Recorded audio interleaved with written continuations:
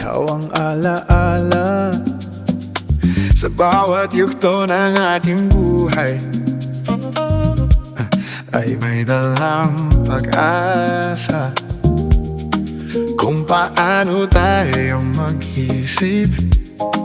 Doon umiikot ang ating mundo. Kung magulo sa labas, mayroon ka pa rin desisyon na pumili. Ano nga ba ang uunahin? Takot ba o ngiti sa iyong piling? Kalidad ng isip, saya ng buhay. Kung ano man ang iyong naitanim, ay siya ring ating aanihin. Piliin mo ang liwanag sa bawat araw. Doon tayo parehong tatagal. Kalidad ng isip, saya ng buhay. Huwag mong hayaang kainin ka ng lumbay. Kapag mabuti ang turing mo sa sarili, mas gumagaan, mas sasaya ang ating buhay. Simpleng pamumuhay, puro sipag lang. Walang bahid na reklamo sa ating mga nararanasan. Kung ano man ang ating maging kapalaran, ating lang daanan.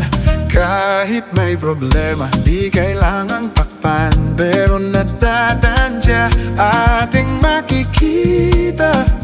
Sa malinis na isip natin, iyan lang lahat ay sapat na. Kalidad ng isip, saya ng buhay. Kung ano man ang iyong naitanim, ay siya ring ating aanihin.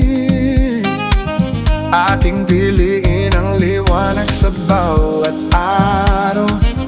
Doon tayo parehong tatagal. Kalidad ng isip, saya ng buhay. Huwag mong hayaang kainin ka ng lumbay. Kapag mabuti ang turing mo sa sarili, mas gumagaan, mas sasaya ang ating buhay. Hindi man lahat ay kayang baguhin, pero pwede ayusin ang bawat napagtingin. Pagod man sa gabi, pero gising ang pag-asa. Minimithi natin mangyayari na rin.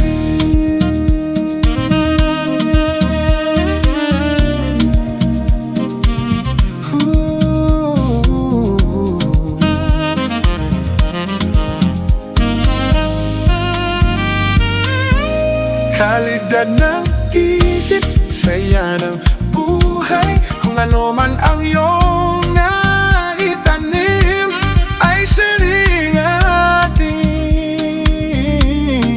aanihin. Ating bibigyan ang liwanag sa bawat araw. Doon tayo parehong tatagal. Kalidad ng isip, saya ng buhay. Huwag mong hayaang kainin ka ng lumbay. Kapag mabuti ang turing mo sa sarili, mas gumagaan, mas sasaya ang